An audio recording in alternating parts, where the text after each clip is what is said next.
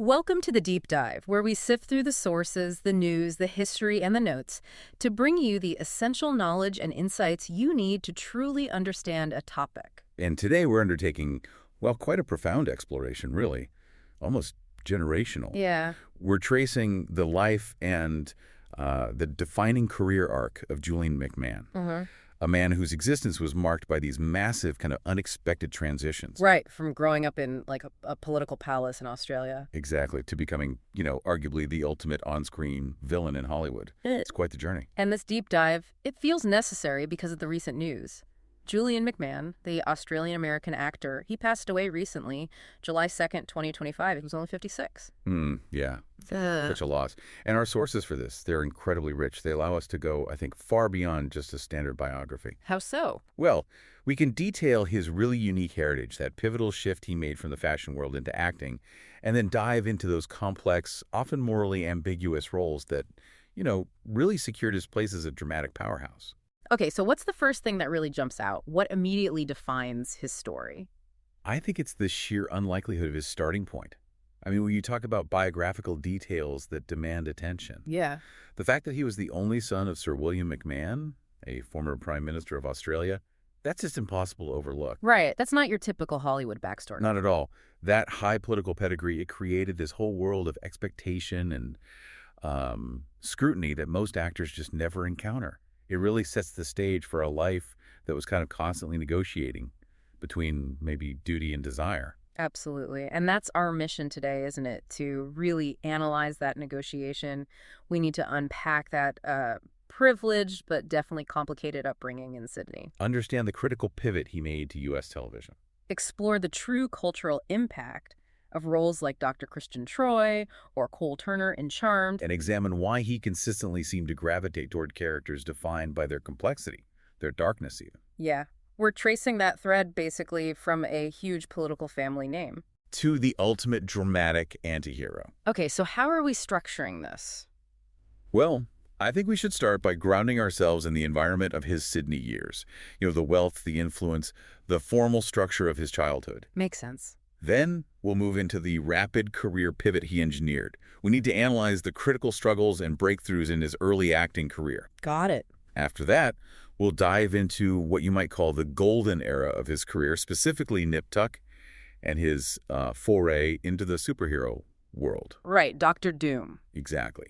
Before concluding with his later procedural work and the intricacies of his dual identity, that Australian-American balance. Okay, let's start right at the very beginning then, because the backdrop to his childhood is, well, it's extraordinary, isn't it? It really is. Julian Dana William McMahon, born in Sydney, July 27, 1968. And when he was just 2 years old, his father, William McMahon, reaches the absolute apex of Australian politics, becomes the 20th Prime Minister in March 1971. Yeah, and to fully appreciate this, you really have to contextualize Sir William McMahon. He was born way back in 1908. Wow, okay. Which means he was already 63 when he took the highest office. Yeah. This wasn't just, a political figure.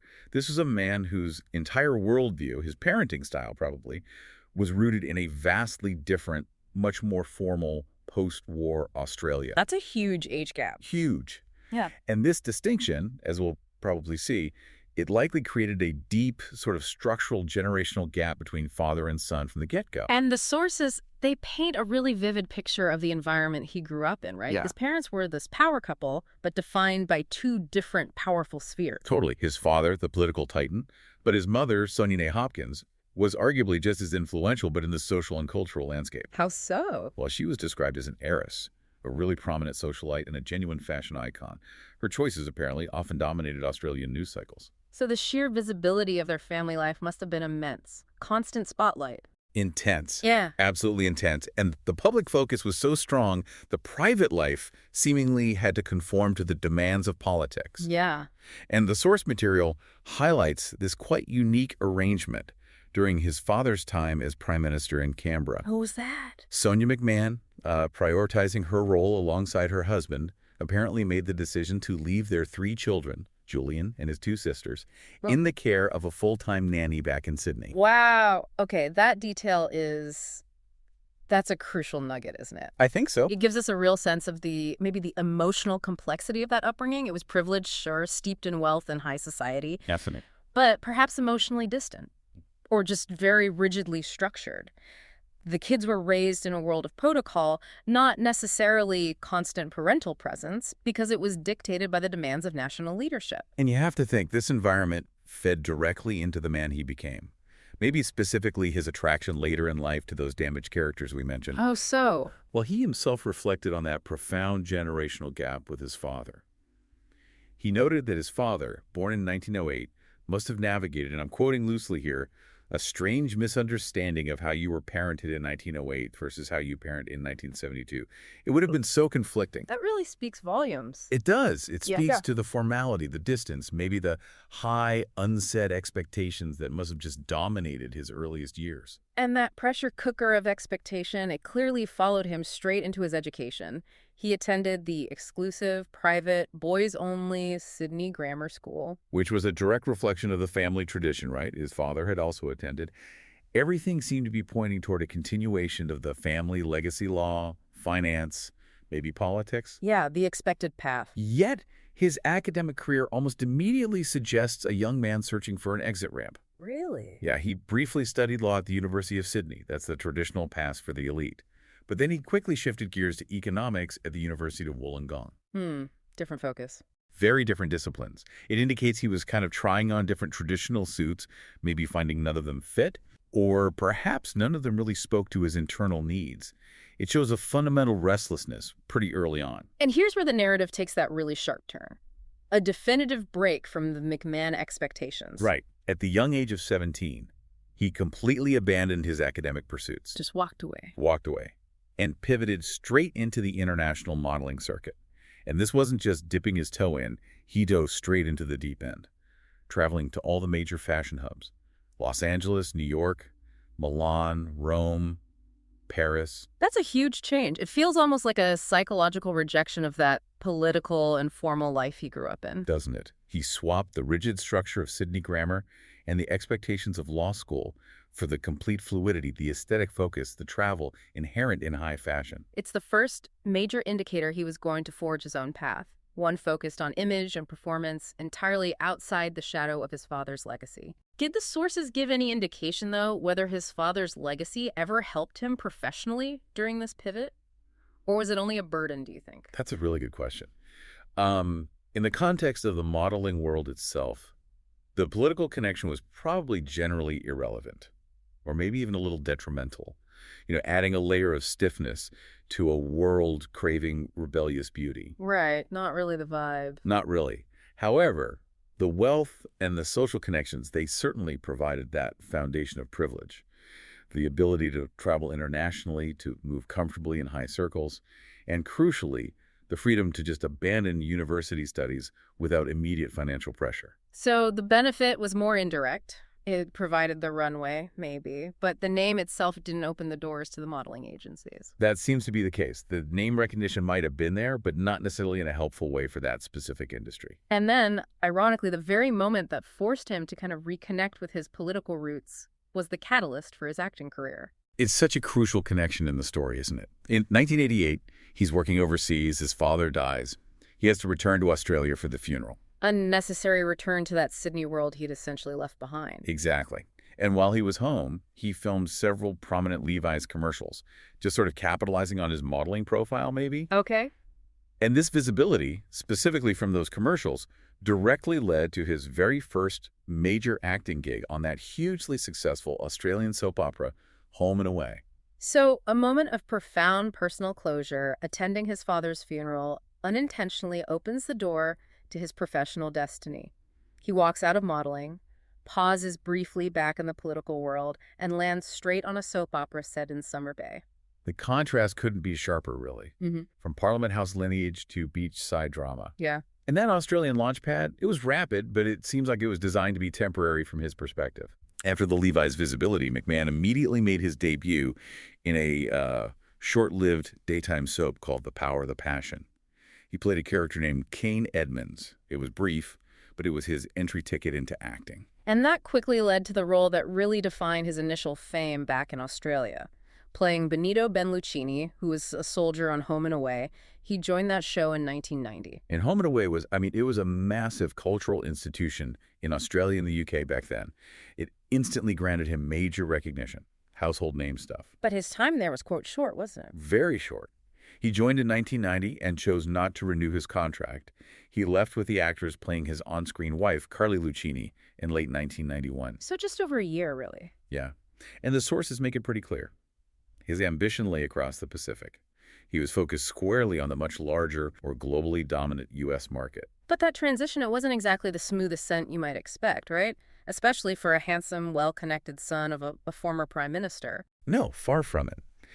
And this is a really vital moment of struggle that truly illustrates the difference between, say, social pedigree and professional reality in Hollywood. How so? The sources detail, pretty expensively actually, the difficulty he faced in the early 1990s just trying to secure a U.S. work permit, the green card lottery thing that actors often face. Right, the practicalities. Exactly. This bureaucratic hurdle apparently caused him to miss out on multiple significant potential roles. This period of waiting and frustration, it's often overlooked, but it shows that in Hollywood, talent and even name recognition often play second fiddle to immigration law. I think we need to linger on that for a second, because for a listener, it's maybe easy to assume actors just arrive and start auditioning. What would that struggle have actually felt like? Did the sources suggest any specific roles he might have missed out on? The sources don't name specific missed roles, unfortunately, but they do emphasize the sheer anxiety of it. Imagine being a young, ambitious actor in L.A., maybe getting positive feedback from casting directors, knowing a job could be there, but being legally unable to actually accept the role. It must be paralyzing. Absolutely. And this frustration likely fueled his early drive. So when he finally got his breakthrough, it wasn't through some red carpet invitation. It was through the traditional kind of grinding path of U.S. soap opera work. And that big break finally arrived in 1993 with the U.S. soap opera Another World. He was cast as Ian Rain. Yeah. And the story of his first scene, it's such a perfect example of immediate immersion into those American daytime drama tropes, isn't it? It absolutely is. He remembered the experience as pretty magical, which is nice, but the scenario itself was pure, immediate cheese. Go on. His very first shot, filmed in New York at the fictional Corey Mansion, required him to emerge from a swimming pool wearing only a Speedo. Oh my goodness, from the tailored suits of Sydney society. To a Speedo emerging from a pool in front of a camera crew in New York. It's one massive televised leap. It's the kind of high-stakes, low-subtlety moment that forces an actor to shed all previous inhibitions and just commit fully to the dramatic world they're in. Okay, so that experience served its purpose, got him in the door, but the real career-defining shift, that came when he moved into American primetime dramas in the late 90s. That's right. And this is where the outline of his preferred character type really started to emerge, isn't it? Yeah, I think so. He moved from the hyper-dramatic world of soap to the cooler, maybe more nuanced environment of procedural drama with Profiler. Right, I remember that show. He gained significant recognition as Detective John Grant. It was a role he held from 1996 to 2000. And Detective Grant was complex. He was an investigative figure who brought a real intensity and a slight edge to his work. He wasn't just a straightforward hero cop. Okay, so laying the groundwork. Exactly. And then almost immediately after Profiler finished, he landed a role that elevated him to true cultural icon status, certainly for a massive demographic. Cole Turner in the supernatural drama Charmed. Oh yeah, Charmed. Big deal. A huge deal. He joined the show in 2000 and remained a fixture until 2003, with a notable return later in season 7 as well. And Cole Turner is just a fascinating study in the precise type of role McMahon seemed to excel at, right? Absolutely. Cole was initially introduced as a prosecuting attorney, a figure of traditional law and order, very respectable. But his true nature was Balthazar, this incredibly powerful half-demon sent to destroy the Halliwell sisters, the main characters. So ultimate conflict. The ultimate internal conflict. This character was defined by it. A demon trying to love a witch, constantly oscillating between good and pure evil. It was high drama. And that level of internal, supernatural conflict, it perfectly embodies that damaged character niche he was drawn to, doesn't it? Precisely. The core insight into his role preference, which we really have to keep coming back to, is that he explicitly sought out the villains or damaged characters. Cole Turner was the absolute archetype of this preference. Because he wasn't just a good guy who turns bad. No, he was fundamentally broken from the start, struggling with this inherent dual identity. And this allowed McMahon to use his natural charisma, his leading man looks, to both mask and enhance a deep sense of danger and vulnerability underneath. That's a tricky balance. Very. The role required him to deliver high melodrama, action sequences, and genuine emotional suffering, often all at the same time. So it seems like Profiler maybe allowed him to practice the intensity. Yeah. And Charmed gave him the license to really practice that complex duality. I think that's a great way to put it. Both roles were absolutely essential preparation for the absolute game changer that came next for him. He mastered being that magnetic character that the audience, both distrusted but also desperately rooted for sometimes. Yes, that ability to embody complex ambiguity really set the stage for his most globally recognized work, where he truly maximized his capacity to play the charming sociopath. Okay, so if Julian McMahon's career was a series of steps, the Nip Tuck, that was the rocket launch, wasn't it? Oh, absolutely. Premiering in 2003, running for 7 seasons until 2010. This show was a genuine cultural phenomenon, and the role of Dr. Christian Troy brought him career-defining serious recognition. Dr. Christian Troy, I mean, what a character. It almost feels like the role he was born to play. Doesn't it? He was the quintessential anti-hero of that early 21st century era. Narcissistic, hedonistic, brilliant, yes, but constantly wrestling with this moral vacuum created by his profession as a plastic surgeon in Miami. And McMahon's ability to inject those moments of profound kind of unexpected vulnerability into this outwardly callous character, that's what earned him the critical praise, right? Absolutely. That was the key. The show itself was totally groundbreaking for basic cable at the time. It pushed boundaries constantly on sexuality, on ethics, on, frankly, surgical gore. Oh, yeah, it was intense. Very. It was a sharp commentary on society's obsession with superficiality, with perfection. So how did his performance stand out in such a, provocative landscape? McMahon was the linchpin. He was the show's contradictions embodied. Christian Troy was deeply flawed, a womanizer, a commitment phobe, often incredibly self-destructive. Yet his charm, his swagger, made him irresistible to viewers. You couldn't look away. This role was just pure dramatic gold for him. And it paid off immediately in terms of industry recognition. Instantly. In 2004, he received that Golden Globe nomination for Best Actor in a television drama series. And that wasn't a minor award. That placed him firmly among the elite dramatic actors working on television at that time. And the awards attention didn't stop there, did it? No. He garnered nominations across the spectrum. Satellite Awards, Gold Derby Awards, even Saturn Awards, the latter, recognizing his ability to kind of transcend genre boundaries, bringing this cinematic quality to his television work. He wasn't just a television star anymore. He was a critically acclaimed dramatic force. Precisely. And while he was balancing the incredibly rigorous schedule of being the lead in a 7-season series. Which is demanding enough. Right. He was simultaneously conquering the big screen by entering the burgeoning world of the superhero franchise, which was a true mark of celebrity status in the 2000s. Yes. He took on the iconic Marvel Comics villain, Dr. Doom, Victor Von Doom. In the Fantastic Four duology.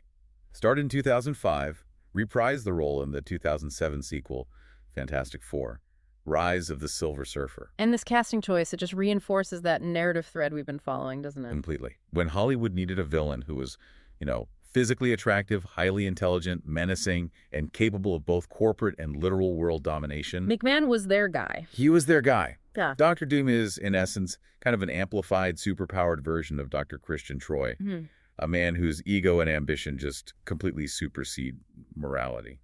And while the Fantastic Four films themselves, let's be honest, often receive pretty mixed reviews. Yeah, that's fair. His portrayal still resonated strongly with the audience, didn't it? It landed him a Teen Choice Award nomination for Choice Movie Villain in 2007. It did.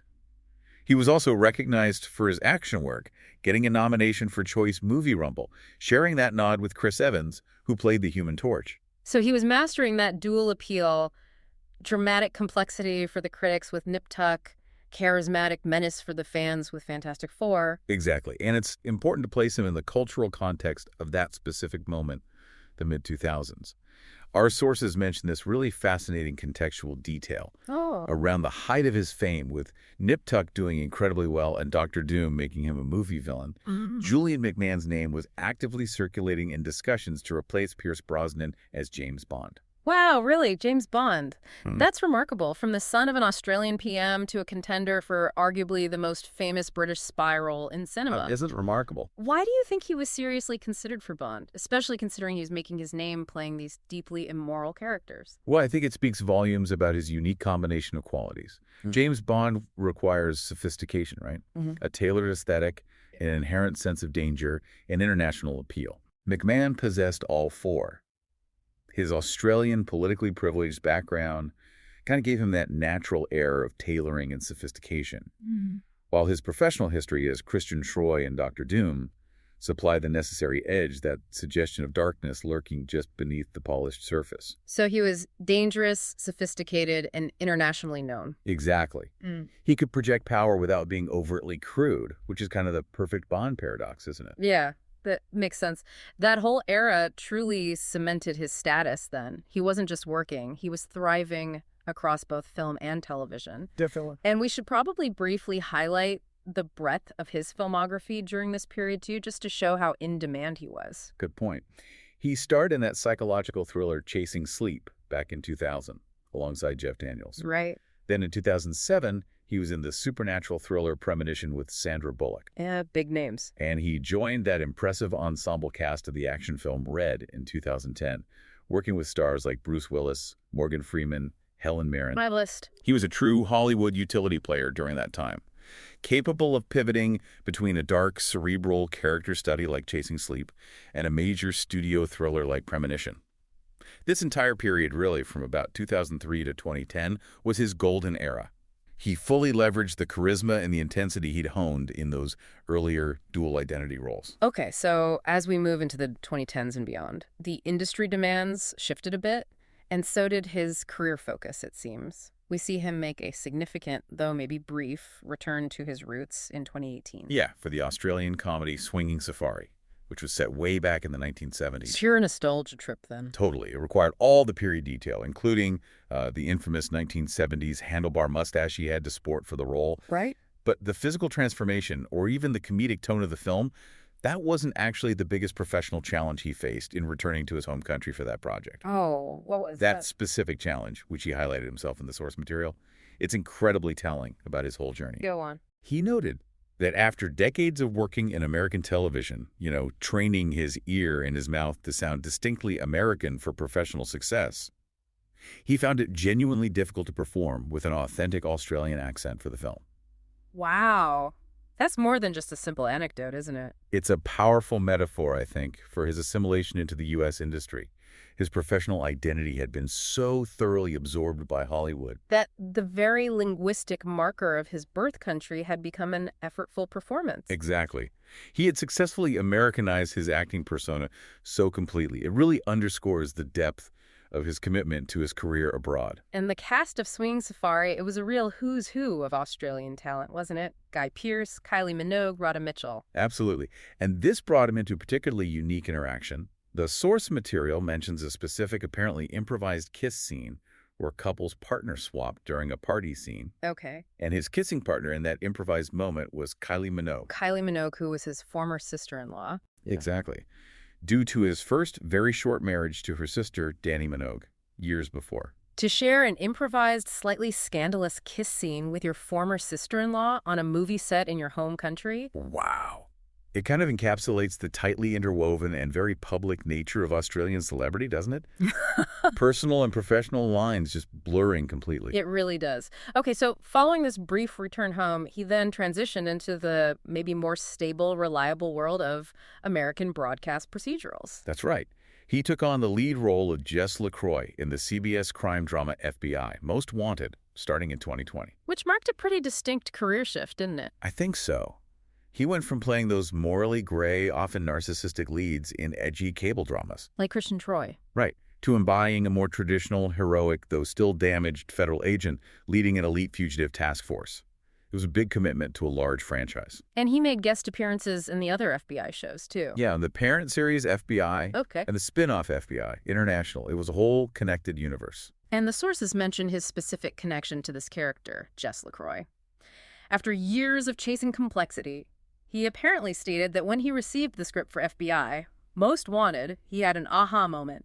He knew immediately he had to play the character. That aha moment is fascinating, isn't it? You have to ask why. Yeah, what do you think it was? Well, perhaps after 2 decades of playing roles that required immense internal darkness, maybe he was drawn to a character who was externally heroic, but still carried those internal scars.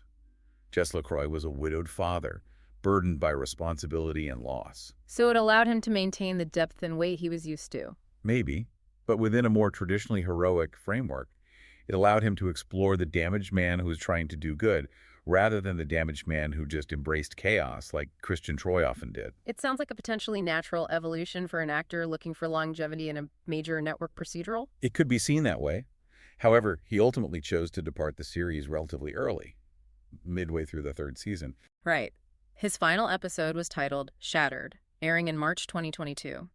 The departure was noted to be for creative reasons, wanting to pursue other projects. Yeah, and his final acting role, according to the sources, was a recurring role in the limited series The Residents.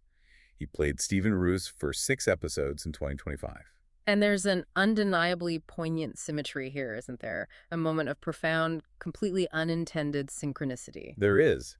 The show was subsequently canceled on the very same day that Julian McMahon passed away. Wow. A final, closing professional curtain drawn at the exact same moment as his life concluded. That's heavy. It really is. So, as we look at the defining connections in his life outside of work, we see that Julian McMahon's personal sphere often overlapped with his professional one, which kind of reflects the high-profile nature of his family and, well, his wife's too. He was married 3 times. That's right. His first marriage, and perhaps the one most culturally resonant, certainly in Australia and the UK, was to the singer and actress Dannii Minogue. Sister of Kylie. Sister of Kylie. They met, perhaps unsurprisingly, while working together on the set of Home and Away back in 1991. They got married in 1994. But the union was incredibly short-lived, wasn't it? Dissolving just a year later in 1995. Yeah, very brief. And the reason cited for that divorce, according to our source material, circles right back to that central conflict of his life, his political pedigree. Really? How so? Dannii Minogue apparently cited a negative relationship with his mother, Sonia McMahon, Lady McMahon, as a central issue right from the start of their relationship. Wow. So the political dynasty reaching out and affecting his intimate life even then. It's a powerful illustration, isn't it? Even while he was forging this new identity in the entertainment industry, seemingly far removed from Canberra, the formal, high society expectations and influence of the McMahon matriarch remained a defining and, in this case, ultimately destructive force in his marriage. The pressure was just pervasive. The source material also notes, I think, that the marriage was fraught with separation, with Julian focused intensely on establishing his acting career over in the U.S. Right. While Dannii was prioritizing her music career, mostly based in England at the time, they were both young, high-profile figures chasing global careers. And then you add the strain of his powerful family's judgment on top of it all. That's a lot to handle. A huge amount. Following the breakdown of that marriage, his second was to the U.S. star Brooke Burns, who was famous for her role on Baywatch. Okay. They married in 1999, divorced in 2001, also relatively short. But this union produced his only child, a daughter. Right. And his third marriage. His third and longest marriage was to Kelly Paniagua, whom he married in 2014. Okay. Now, let's return to the complexity of his identity. That negotiation between Australia and America. Yeah, it's key. He resided in the United States, basically from the 1990s onward, built his entire career there, yet he maintained this truly dual status, didn't he? He did. He retained his Australian citizenship while also becoming a naturalized citizen of the United States. And this dual citizenship, it feels like more than just a legal formality. It was an emotional reality for him. I think so. For decades, he had to perform, essentially, as an American actor, using the accent, living the Hollywood life, but his core identity seemed to remain deeply rooted back in Sydney. And his own words really emphasize this profound, continuous connection to his roots, even after achieving, the ultimate American dream of Hollywood stardom. He stated it quite beautifully, actually. He said, "I feel like I'm Australian on the inside and American on the outside or something. I would never want to leave it behind either. I love Australians. Australianisms, I love my part of being Australian. I love where I grew up and how I grew up. And, I wouldn't change it for the world." That's a really powerful declaration, isn't it? Of cultural loyalty, emotional permanence.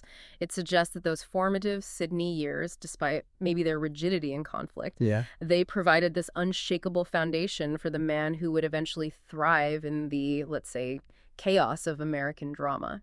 it really speaks to the successful navigation of two very different cultural universes. Yeah. He managed to adapt perfectly to the professional demands of Hollywood while keeping that inner engine running on Australian sentiment. A fascinating balance. Yeah, it really is. And finally, we do have to conclude with the factual details of his passing. Yes. Julian McMahon died from lung metastasis, which was caused by head and neck cancer. He passed away in Clearwater, Florida on July 2nd, 2025, at the age of 56. And his remains were subsequently cremated. So, when we look back at this remarkably varied, often intense career, the narrative seems pretty clear. Here was a man who grew up expecting one type of life, that formal world of Australian politics, Right. but who successfully transitioned himself into the completely different, aesthetic, performance-driven world of international celebrity. And he became famous not really by playing the straightforward hero, No. but by embodying the morally complex, the charismatic, and often the deeply damaged character. And I think the defining theme here is his willingness, perhaps even his need to embrace the shade, the gray areas. He deliberately gravitated towards characters that were internally conflicted. Like Cole Turner. The demon trying to love and charmed, or the narcissistic surgeon battling his own emptiness in Nip Tuck. Or Dr. Doom. The ambitious, power-mad industrialist in Fantastic Four. This focus was perhaps the perfect counterpoint to the controlled, high-pressure, and maybe often two-dimensional public life he was born into.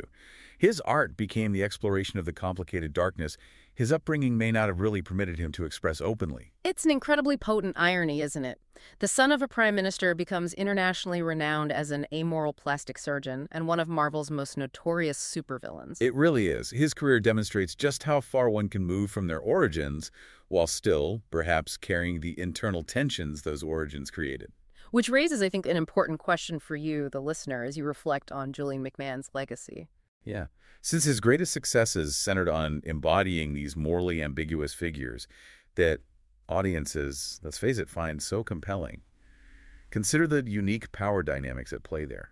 Why are actors who possess that rare blend, that natural charm, combined with an inherent dramatic darkness, the capability to sell both the sophistication and the danger, why are they the ones we remember most vividly? It's a testament, really, to his dramatic range that he could make us pity, despise, and root for the same character, often within the space of the same scene. So we'd encourage you maybe to revisit some of his works outside of the major commercial hits, just to observe that mastery of dramatic range in different contexts. Yeah, seek out the early, less seen films like Chasing Sleep, maybe, or even his later procedural work in FBI, Most Wanted, just to truly appreciate the breadth of an actor who consistently chose the path of the complicated over the convenient. Thank you for joining us for this deep dive into the remarkable life and career of Julian McMahon.